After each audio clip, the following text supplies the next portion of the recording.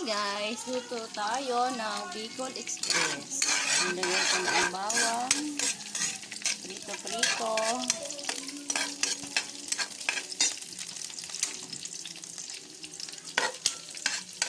Prito para lumabas ang kanyang bango. Isunod natin ang bawang.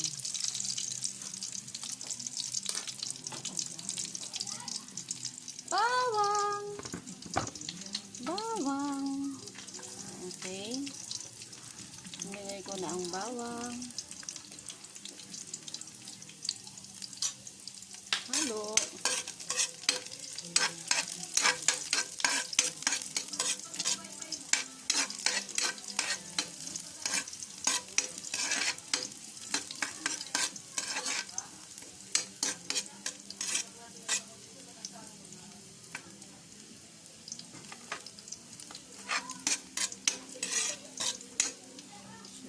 Ay sibuyas.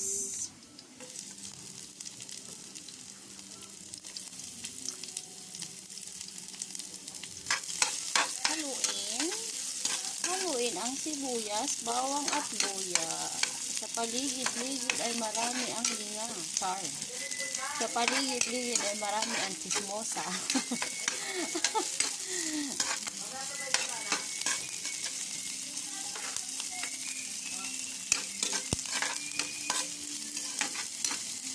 Susunod natin ay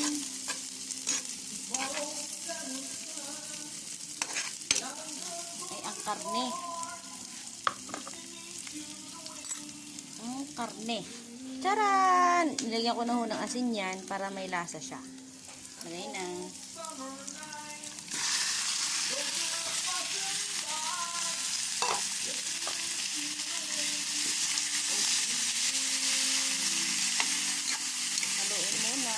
Para maglasa ang ating mga pampalasa, ang sibuyas, ang luya at ang bawang. Tapos nito ay pakukulin ko. Hayaan ko muna siyang kumulo. Kaya ko na ilalagay ang alamang.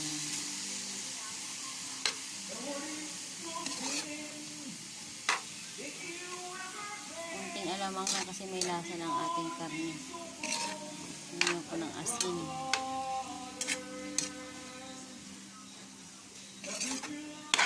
Para lasahin lang natin.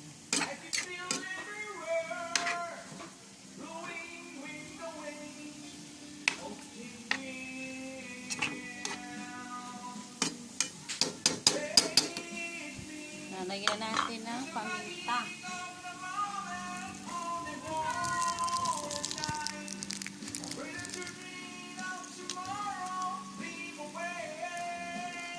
Pamintang powder.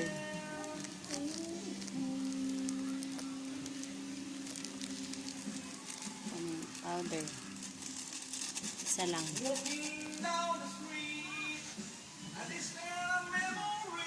And babaykan natin pag kumulo na. Lagay natin ang pangalawang gata para kumulo ang karne, para pakulo ng karne at lumambot. Iyan, lagay ko na ang pangalawang gata. Hintay natin kumulo.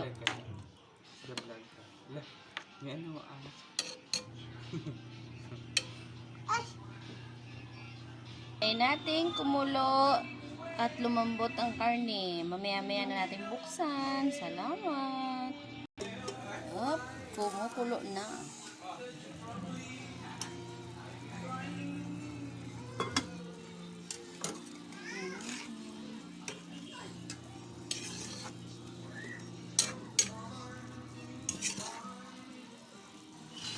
Tikman natin kung may lasa na. Ano naman dyan?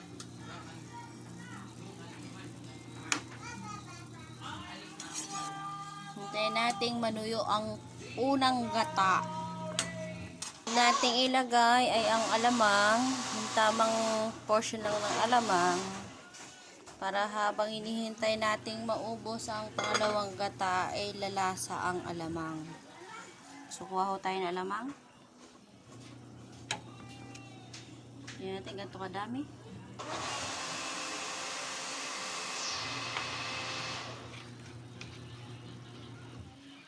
Ngayon natin yung alamang. Yan, color pink na. Naging bakla na ang ano. Char. Naging bakla na.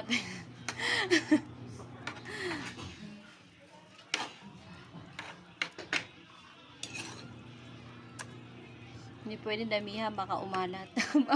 Naging kulay pink na yung pink naman yung kulay ng ano. Yan yung sinasabing ano. Puluan po natin. Ilagay natin yung alamang na walang kulay. Pamparami ng alamang. Ito ay optional lang. Hindi ko sinasuggest na maglagay kayo ng ganito. Nagkamali lang ng bili. Lagay natin. Yan. Sayang kasi kung hindi ko ilalagay. Which is wala naman siyang lasa. Hindi mo maapektuhan ng alamang. Yan ay alamang na may karne. Diba? Dumami yung alamang.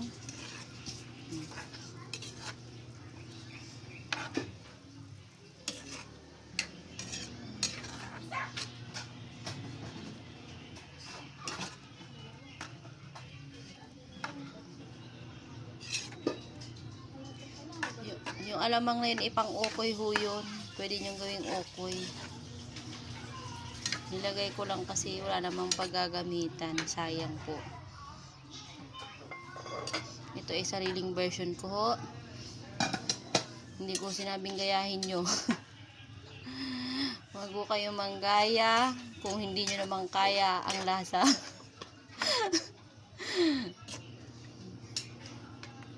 Titikman ko ho. Tignan natin kung tama na ang lasa ng alat. Ayan, maalat na. Mamaya ko titimplahan ng ano. Tama na ho yung ating alamang.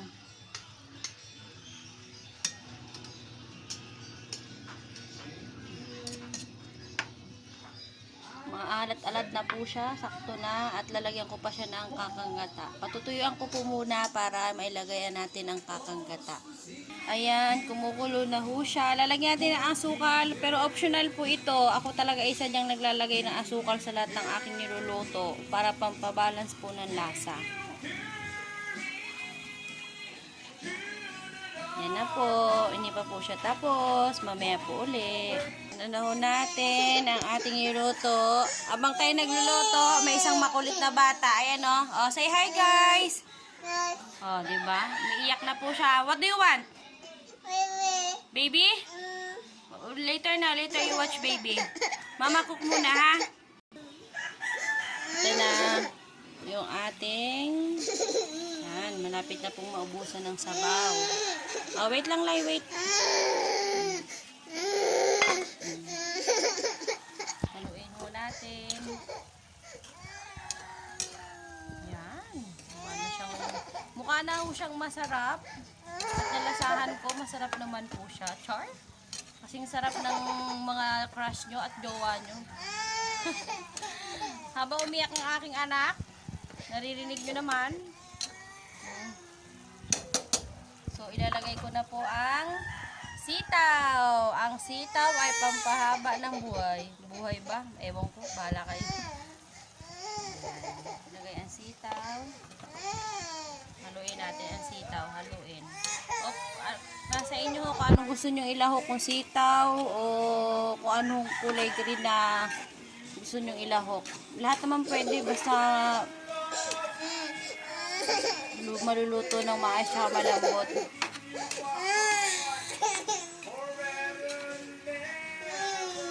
Wait lang, Lai.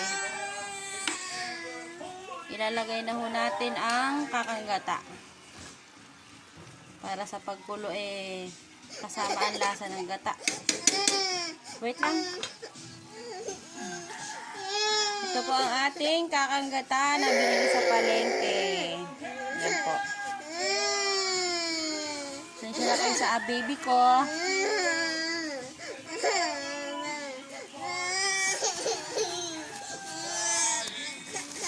Ella, mama is cooking later ha. Later, wait mo mama. Dede, oh, go to papa.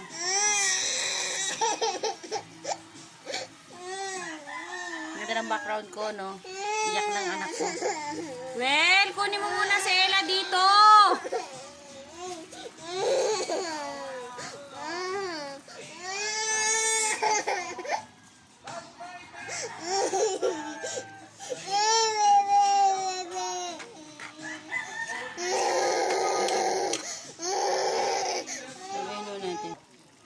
Ayan na po, nailagay ko na po ang kakanggata. Malapot na po siya tingnan. So, hindi po makukompleto ang ating Bicol Express kung walang sili. Tagayin natin ito, hindi natin na kailangan. Siling din po muna. Ayan. Lagay po natin. Ayan.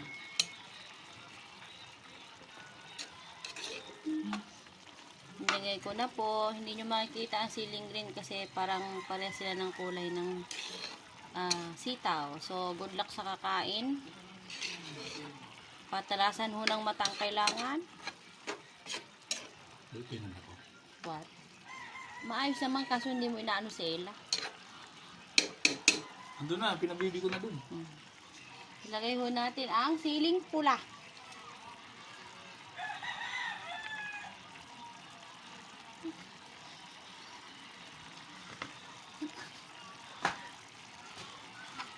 Sarap.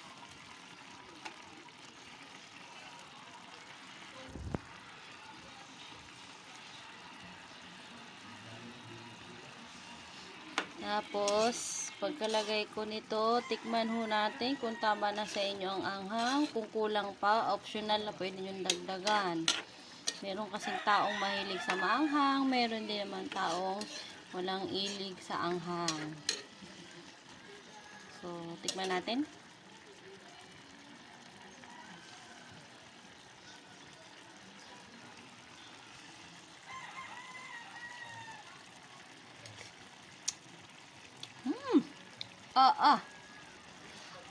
Bahala na. Wala na ho ako masabi, pero sa akin masarap siya. So, that is the end of our vlog. Goodbye, guys. Please like and subscribe. This is our Bicol Express. Thank you! Tinig pa na nung Bicolano. Anong lasa? Devil Port Ano? Bicol Express. Anong level? Devil Port Bicol Express. Level point. Bakit sinabing devil? Kasi sobrang hangang. Kaya kapag tinikman, Yan na, mamay na.